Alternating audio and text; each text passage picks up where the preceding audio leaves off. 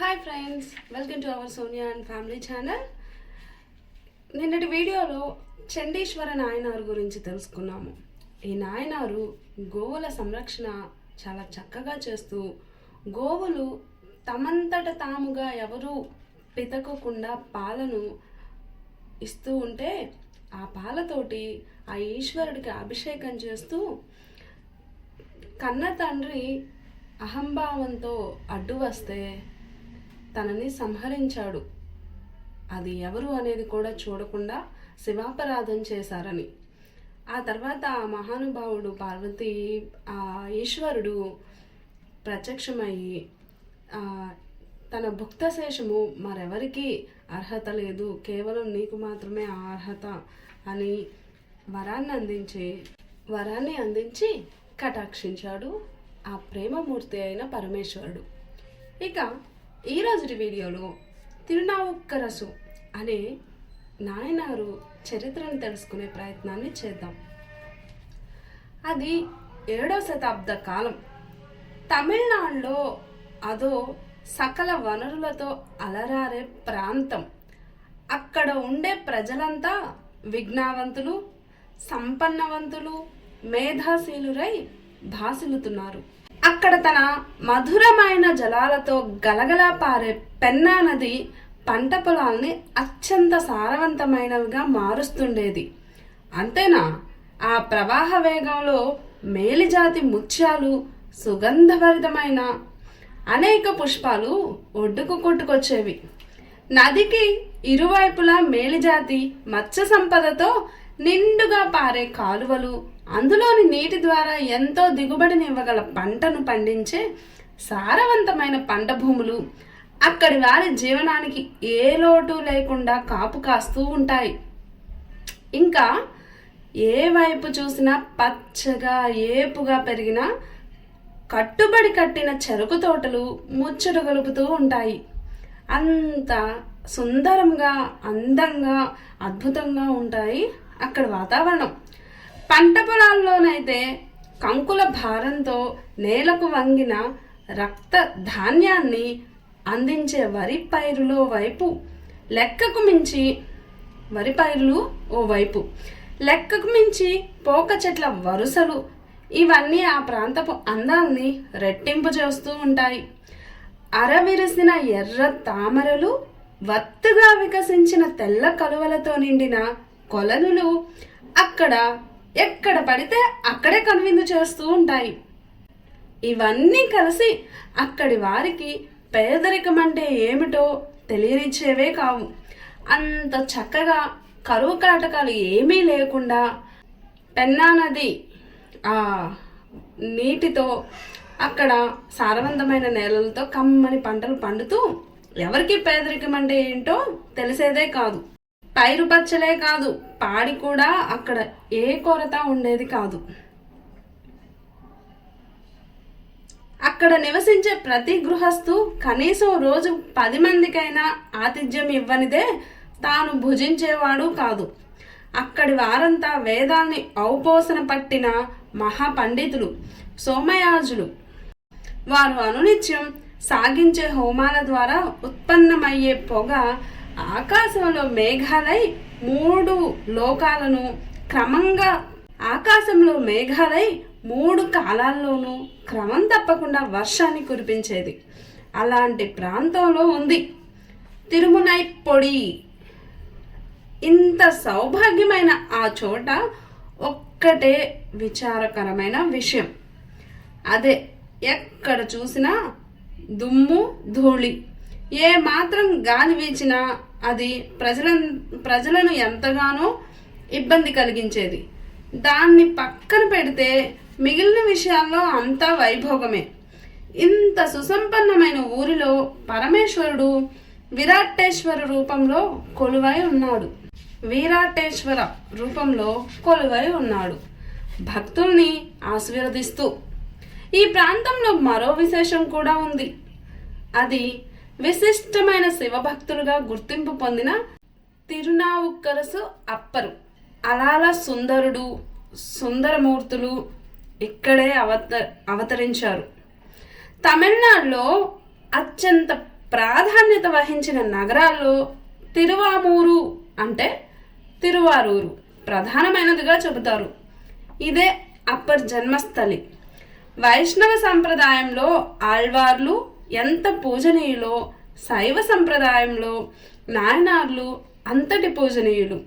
అందులోనూ విశేషించి ఆళ్వార్లలో గోదాదేవి, ఆమె తండ్రి విష్ణుచిత్తుడు ఎంత ముఖ్యమైన వారో నాయనార్లలో అప్పార్ అలాంటి వాడు, అంతటి మహనీయుడు. అలాంటి అప్పార్ గురించి తెలుసుకోవడం అంటే ఒక మహాభక్తుడు హృదయాన్ని చదవడం కిందే లెక్క. ఇక్కడ కురుక్కయ్యారు వంశానికి చెందిన పుగళనార్ ధార్మికుడు ఒకడు ఉండేవాడు. అతని భార్య పేరు మాదినియార్. దంపతులిద్దరూ ఎంతో అనుకూలతతో వ్యవహరిస్తూ అన్యోన్య దాంపత్యాన్ని సాగిస్తున్నారు. వీరి దాంపత్య ఫలంగా తొలిచూలుగా తిలకవతి అనే కుమార్తె జన్మించింది. ఈమె చిన్ననాటి నుంచే ఆ మహాలక్ష్మినే తలపిస్తుండేది. వీరి కాపురంలో మరికొన్ని సంవత్సరాలు మధుర స్మృతులుగా కూడా గడిచిపోయాయి. ఆ తీపి జ్ఞాపకాల అనుబంధంగా వీరికి మరుల్నికియార్ భవబంధాలను విముక్తి చేసే అని అర్థం. మరుల్నికియార్ అనే మరో మగబిడ్డ జన్మించాడు. ఇతను కారణ జన్ముడు. పువ్వు పుట్టగానే పరిమళిస్తుందన్నట్టు ఇతనికి చిరుప్రాయం నుంచి గంగాధరునిపై మక్కువ ఎక్కువ. నీలికంఠుని కరుణా విశేషం చేత ఏ విషయాన్నైనా ఒక్కసారి చెప్పగానే గ్రహించగలిగేవాడు. నికియార్ ఏ వయసు ముచ్చట ఆ వయసులో తీరుస్తూ ఇతని తల్లిదండ్రులు నికియార్ పెరుగుదలకు మెరుగులు దిద్దుతూ ఉన్నారు. అలాగే విద్యాభ్యాసం కోసం గురుకులానికి కూడా వెళ్ళాడు. సహజంగా ఏకసంతాగ్రాహి కావడంతో గురువులు ఏది చెప్పినా ఇట్టే అవగాహన చేసుకునేవాడు. గురుకులంలో ప్రవేశించిన కొద్ది కాలానికే సకల శాస్త్రాల్లోనూ అపారమైన ప్రతిభా పాఠవాలని కనబరిచి ప్రజ్ఞావంతుడు అనిపించుకున్నాడు నికియార్. ఇదిలా ఉండగా ఇతని సహోదరి తిలకవతి 12 ఏళ్ల యుక్త వయస్కురాలైంది. సహజంగానే అందమైనది కావడంతో ఇప్పుడు కొత్తగా ఒంటిపైకి వచ్చిన వినూత్న యవ్వనం ఆమె అందానికి మరిన్ని సొబగులు సమకూర్చింది. దేశాన్నేలే మహారాజు ఆ స్థానంలో సైనిక వీరునిగా పేరొందిన కర్కశ కుటుంబానికి చెందిన కలిప్పహయార్ అనే అతను ఈమె అందచందాలను విని మోహించి ఈమెనే పరిణయమాడాలని కోరికతో ఉన్నాడు. ఇదే విషయాన్ని తిలకవతి తల్లిదండ్రులకు కబురు పంపించాడు. తిలకవతి తల్లిదండ్రులు కూడా పిల్లవాని గురించి తెలుసుకొని తమ కుమార్తెకు తగినవాడని భావించి తమ అంగీకారాన్ని కూడా తెలియజేశారు. వివాహానికి ఇరు వర్గాల వారు ఇష్టపడి ఇద్దరికి వివాహం చేద్దామనుకుంటున్నారు. ఇంతలో అనుకోని ఉపద్రవం ఒకటి వచ్చి పడింది. రాజ్యాన్ని కబలిద్దామని ఎప్పటి నుంచో ఎదురు చూస్తున్న ఉత్తర దేశపు రాజు కలిప్పహయార్ సైనికునిగా ఉన్న దేశంపై ఉరుములేని పిడుగులా తనకున్న సైనిక బలగంతో దాడికి దిగాడు. దాంతో ధైర్య సాహసాలకు పెట్టింది పేరుగా విఖ్యాతి చెంది తమ రాజ్యానికి ఎన్నో విజయాల్ని సాధించి పెట్టిన కలిప్పహయార్ను యుద్ధానికి పంపాడు. యుద్ధం దీర్ఘకాలం పాటు కొనసాగింది. ఈలోగా దురదృష్టవశాత్తు తిలకవతి తండ్రి అకస్మాత్తుగా మరణించాడు. పరమ పతివ్రతా శిరోమణి మాదిని భర్త దేహంతో సహగమనం చేసింది. దాంతో తల్లిదండ్రులు లేనివారయ్యారు ఇద్దరు పిల్లలు. అకస్మాత్తుగా జరిగిన ఈ సంఘటనలను తట్టుకోలేకపోయింది తిలకవతి. దాంతో జీవితంపై విరక్తి పెంచుకుంది. దాంతో ఊరి దైవమైన వీరాటేశ్వర స్వామి సేవకు అంకితమై పరమ భక్తురాలవుతుంది. అయితే తండ్రి లేకపోవడంతో కుటుంబ బాధ్యత తమ్ముడి ఆలనా పాలన తిలకవతి పైనే పడింది. పరమేశ్వరుని సేవకు ఆటంకం కలగకుండా కుటుంబ బాధ్యత కూడా తలపై వేసుకుంది తిలకవతి. ఇలా చేసేందుకు ముందుగా తనలో తనే ధైర్యం చెప్పుకుంది. దానికి బంధువులు కూడా వారిని ప్రేమగా ఊరడించి చేయూతనిచ్చారు.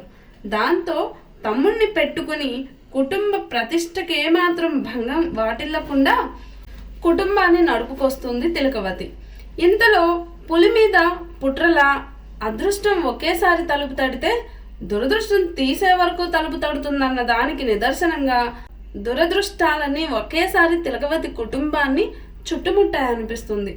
విజయాల పరంపరకు పెట్టింది పేరుగా వీరుడని పేరొందిన కలిప్పహయార్ విధివశాత్తు యుద్ధంలో వీరమరణం పొందుతాడు.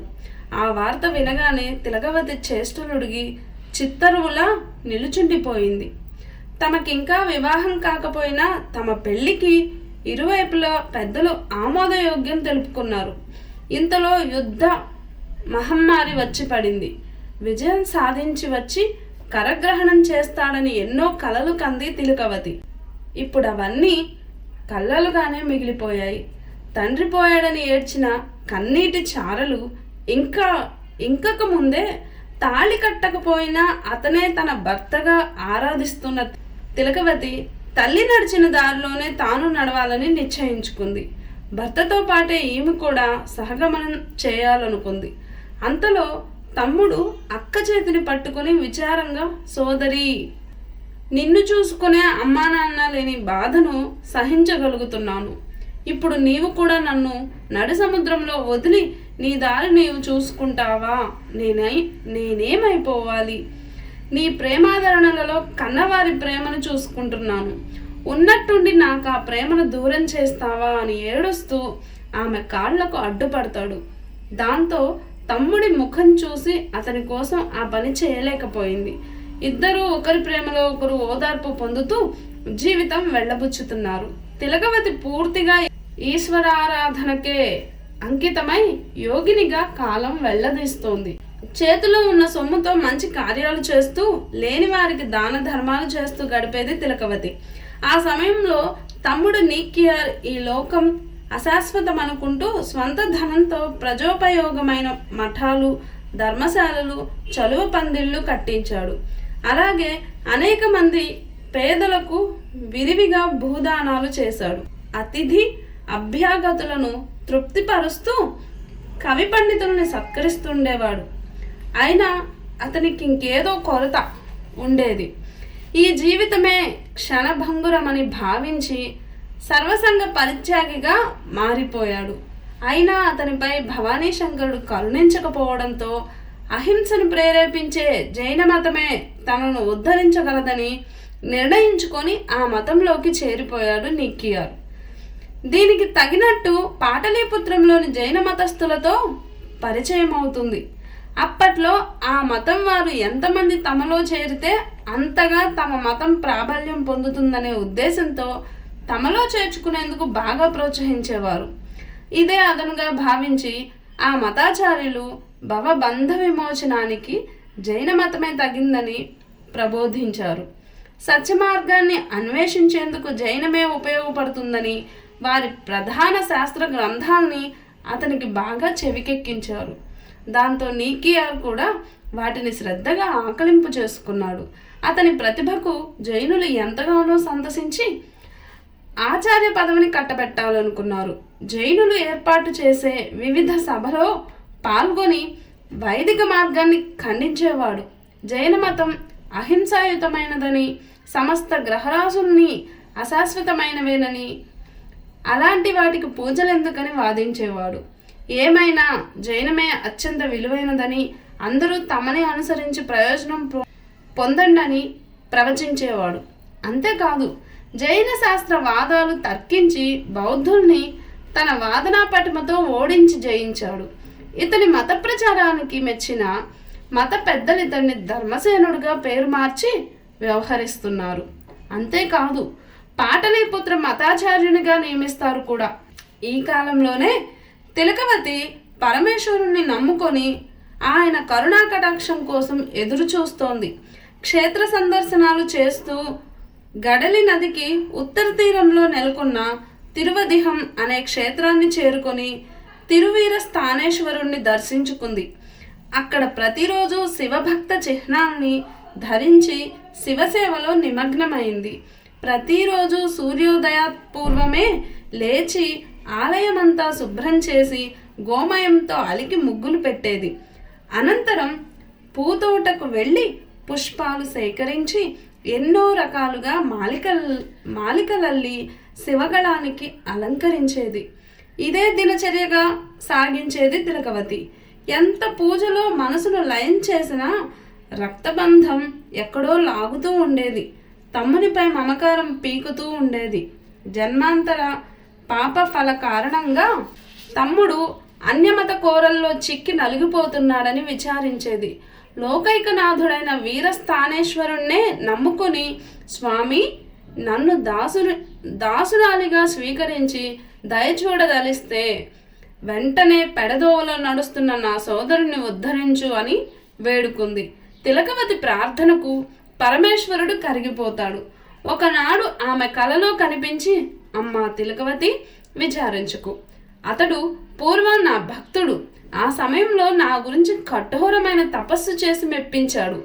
అయితే కొన్ని కర్మల ఫలంగా ఇప్పుడు ఇలా అయింది. త్వరలోనే నీ తమ్ముణ్ణి నీ వద్దకు చేర్చి నా సేవకు అంకితం చేస్తాను. బాధపడకు అని చెప్పి అదృశ్యమవుతాడు పరమేశ్వరుడు. తిలకవతి పరమేశ్వరుని మాటలకు ఆనందపడిపోతుంది. తిలకవతి కోరిక సిద్ధించబోతుందా అన్నట్టు ఒకరోజు ధర్మసేనునికి శివకటాక్షంతో విపరీతంగా కడుపు నొప్పి వస్తుంది. అకారణంగా వచ్చిన ఈ శూలబాధను భరించలేక మఠంలోని ఒక గదిలో కింద పడి దొర్లుతున్నాడు ధర్మసేనుడు. తనకు చేతనైన జైన మంత్రాలను ఉపయోగించి వ్యాధిని నివారించాలనుకున్నాడు. అవి ఎంత మాత్రం పనిచేయలేదు. మంత్రాలు చదివే కొద్దీ నొప్పి ఎక్కువసాగింది. ఎన్ని ఉపచారాలు చేసినా ఉపశమించలేదు. ఆఖరికి అక్కడి జైన పెద్దలు తమకు తెలిసిన మంత్రతంత్రాలను ఉపయోగిస్తున్నారు.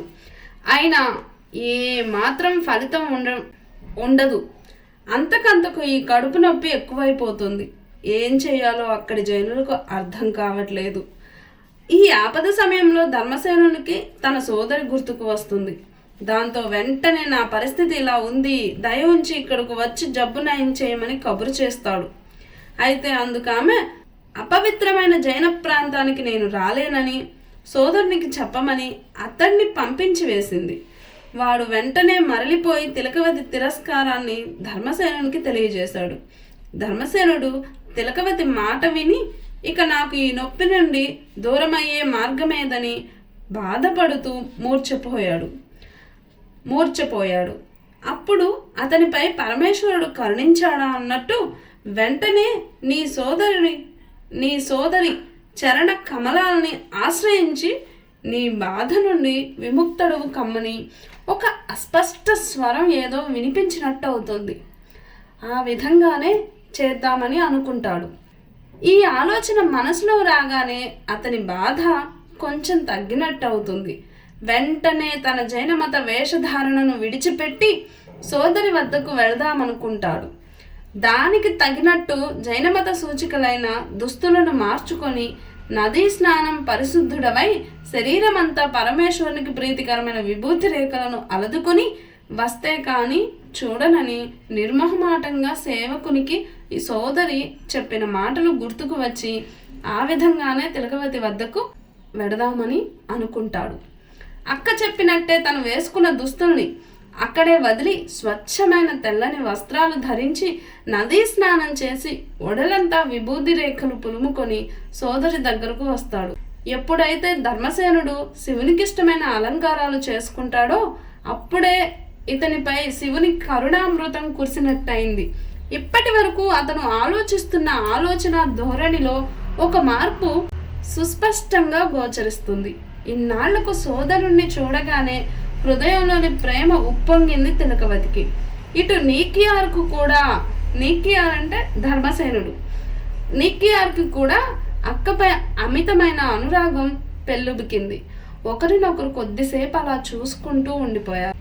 అనంతరం ధర్మసేనుడు బొటబొట కన్నీళ్లు కారుతూ ఉంటే సోదరి కాళ్ళపై పడి క్షమించమని వేడుకుంటాడు. తను చేసిన తప్పులను గుర్తు చేసుకుంటూ బాధపడతాడు.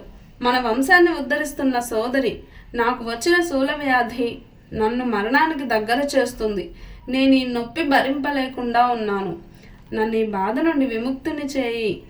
అన్యమత ఉన్మాదం నుంచి దూరం చేసి సన్మార్గంలో నడిచేలా అనుగ్రహించమని వేడుకుంటాడు సోదరుడు. అప్పుడు తిలకవతి, బాధపడకు. పూర్వజన్మ కర్మఫలంగా నీవు పెడదారి తొక్కావు. అందుకే ఇప్పటి వరకు నిన్ను పరమ భూతం ఆవహించి ఉంది. ఇప్పుడే నీవు దాని కబంధ హస్తాల నుండి విడిపడ్డావు. ఇక అంతా నీకు మేలు జరుగుతుంది అంటూ ఊరిలోని వీరాట్టేశ్వర స్వామి సన్నిధికి తీసుకుని వెళ్ళి పంచాక్షరితో మంత్రించిన విభూదిని నీకియార్ నుదుటను ధరింపచేసి తమ్ముడు శివదీక్ష తీసుకునేందుకు అర్హుణ్ణి చేస్తుంది. అనంతరం పరమేశ్వరుని ముందట నీకియారుకు శివదీక్ష స్వీకరింపజేస్తుంది. దీక్ష తీసుకున్న వెంటనే ధర్మసేనుడు తిరిగి పూర్వపు మరుల్ నీకియారుగా మారి అక్క వద్ద శివకైంకర్య విధానాన్ని సంపూర్ణంగా తెలుసుకొని పరమేశ్వరుణ్ణి ఆరాధించడం ఆరంభించాడు. పరమేశ్వర, నరకలోక బాధలా నన్ను వేధించే ఈ శూల బాధను నీవే తొలగింపచేయాలి. ఇక నీ పాదాలు విడిచిపెట్టను. ఇప్పటి వరకు ఎన్నో దుష్కార్యాలు చేసి పాపినయ్యాను. అయితే అవేమి నాకు తెలియకుండా చేసినవే. బహుశా ఆ పాపకార్యాలే ఈ నొప్పి రూపంలో నన్ను ఇలా బాధిస్తున్నాయనుకుంటాను. ఇప్పటికీ నాకు బుద్ధి వచ్చింది. వీరస్థానేశ్వర, ఈశ్వర, పరమేశ్వర, నేను ఈ బాధ సహించలేకపోతున్నానంటూ సాష్టాంగ దండ ప్రణామం చేసి తిరునదిహంలో కూట్రాయి నవార్ విలక్కి అహలీర్ అంటే ఎప్పటి నుంచో నన్ను వేధిస్తున్న ఉదర సంబంధమైన వ్యాధిని నివారింపచెయ్యి అనే పద్యం హృదయ లోతుల్లోంచి పెళ్ళుబుకింది. పరమేశ్వర కటాక్షంతో సరస్వతీదేవి నాలుకపై నర్తించింది. చిత్రం, అప్పటి వరకు అతన్ని పట్టి పీడించే కడుపు నొప్పి ఎవరో చేత్తో తీసేసినట్టు మాయమవుతుంది. స్వామి, ఇప్పటి వరకు నన్నేదో తెలియని అజ్ఞానం ఆవహించి పెడదారి తొక్కించింది. బహుశా ఆ మాయ తొలగించేందుకు నీవు నాకు కడుపు నొప్పి తెప్పించినట్టున్నావు. అందుకు నీ భక్తురాలైన ఈ సోదరిని దిక్సూచిగా సూచించావు. ఆమె సాయంతో నీ పాదసేవ చేసే భాగ్యం కల్పించావు. ఇక పొరపాటును కూడా నీ సేవను దూరం చేసుకోను. ఈ వరాన్ని నాకు అనుగ్రహించు అంటూ నీకియార్ శివుణ్ణి వేణువల్ల కీర్తిస్తాడు.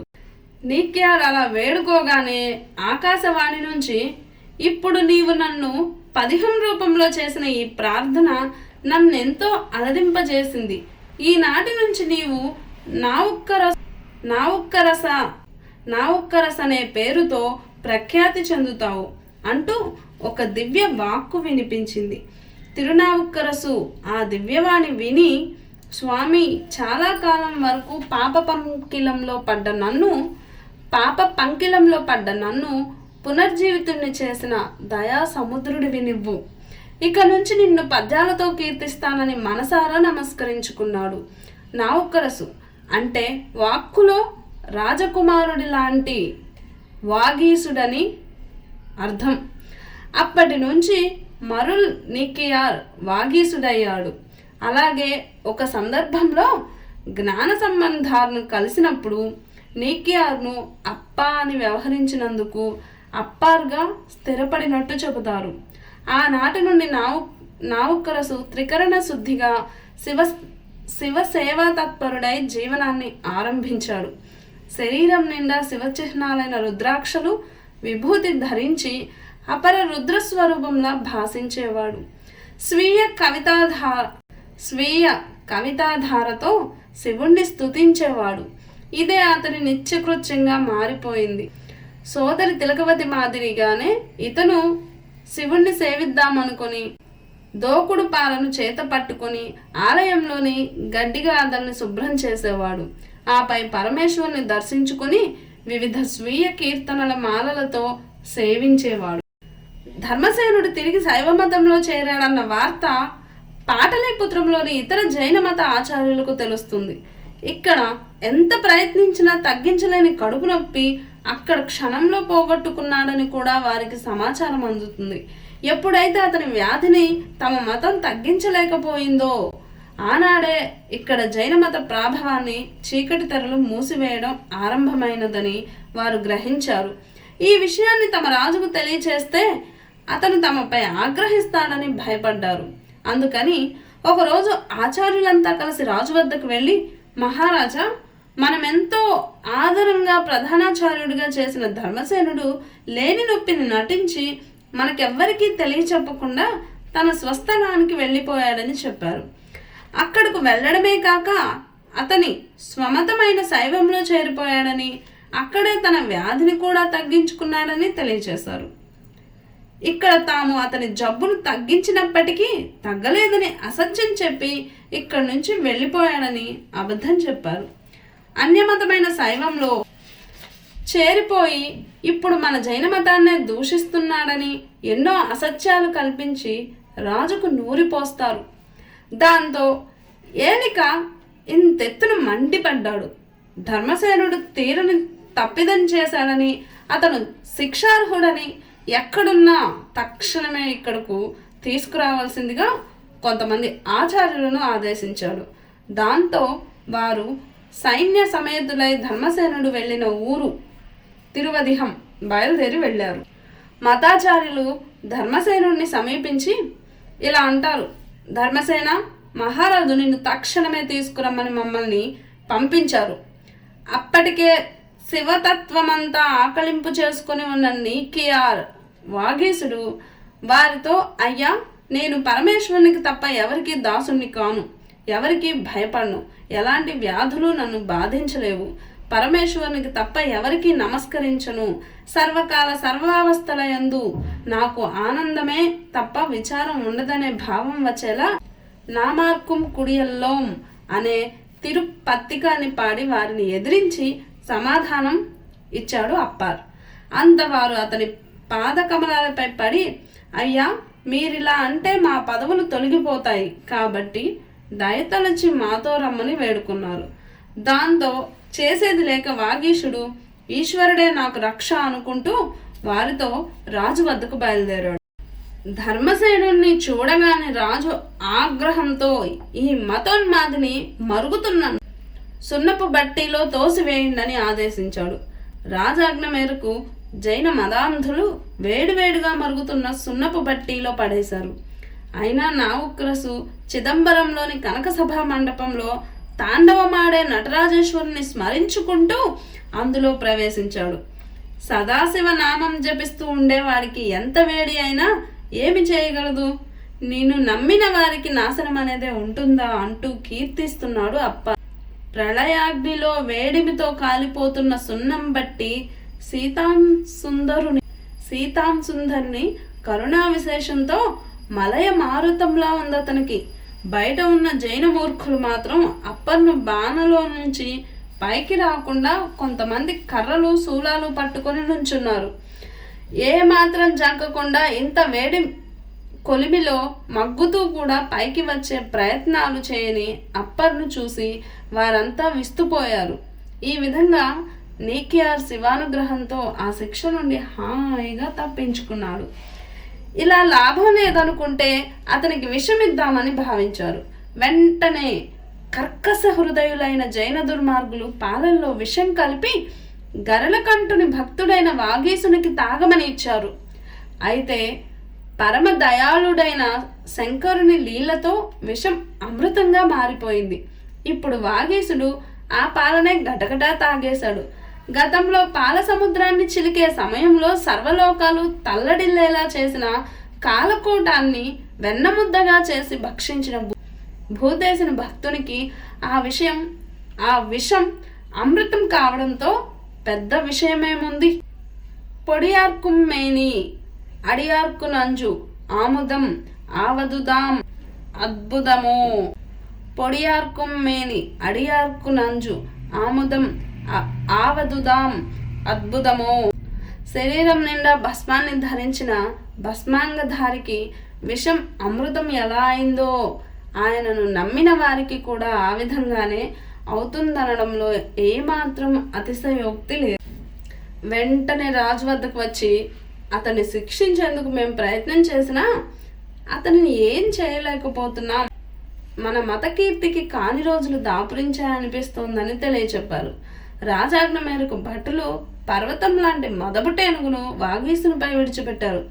అది దిక్కులు పిక్కటిలేలా ఘింకారం చేస్తూ గజశాలను కూలదోసి దారిలో ఉన్న మేడల్ని మిద్దెల్ని కాలదన్నుకుంటూ పరుగులు తీస్తూ రాసాగింది.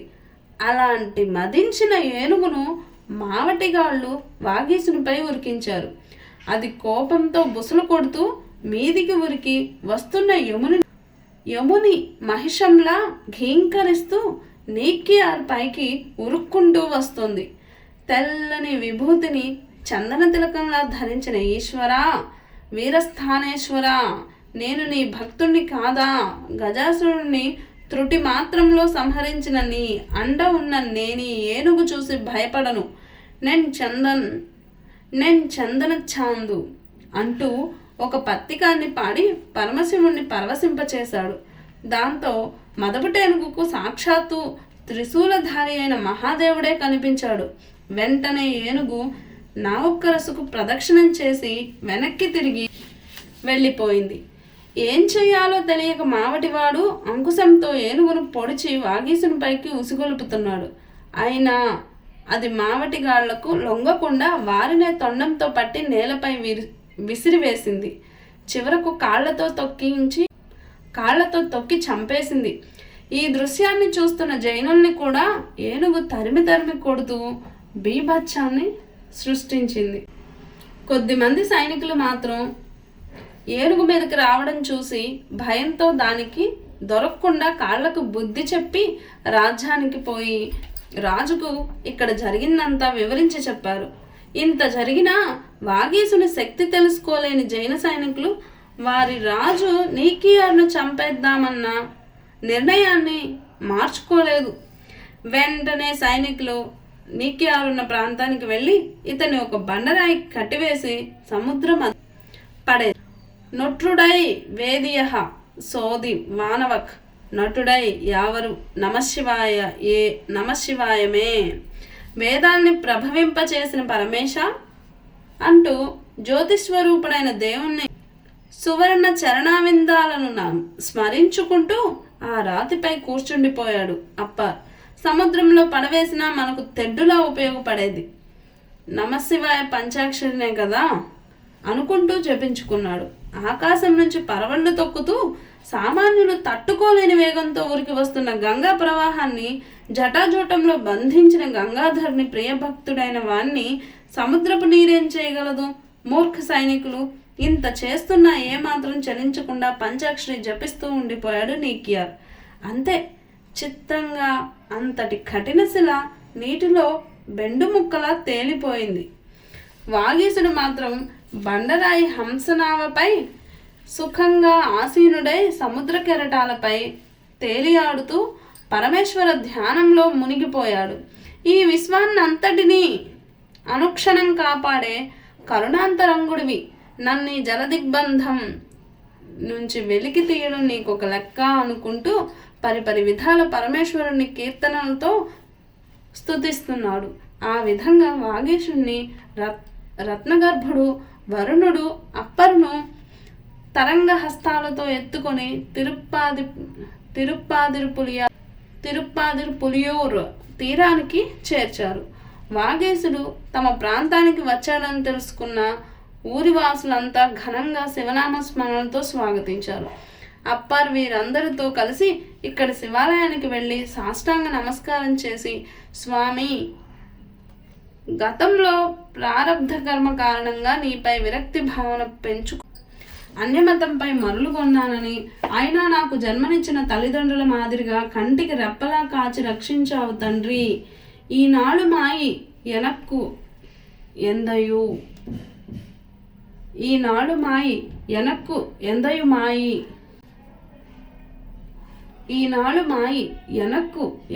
మాయి అని కీర్తించాడు.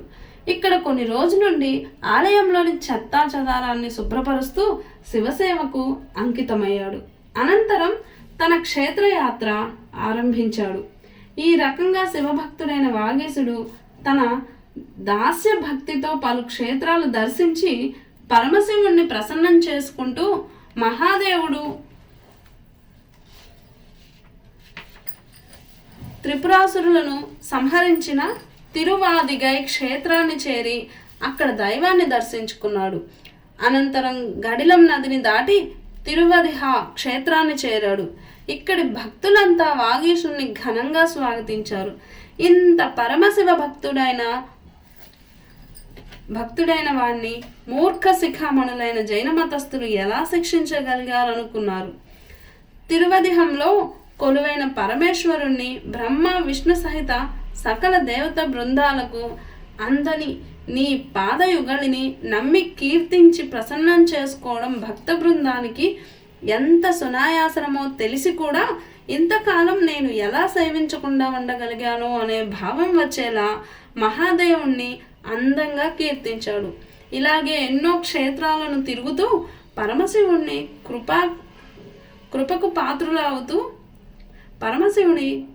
కృపకు పాత్రులవుతూ వస్తున్నాడు తిరునామ